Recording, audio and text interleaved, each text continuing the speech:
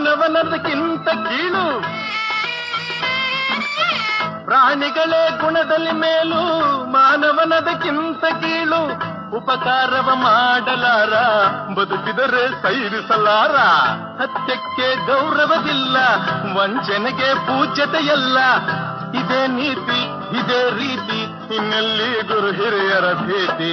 ಯಾರೇ ಕೂಗಾಡಲಿ, ಊರೇ ಹೋರಾಡಲಿ, ನಿನ್ನ ನೆಮ್ಮದಿಗೆ ಭಂಗವಿಲ್ಲ.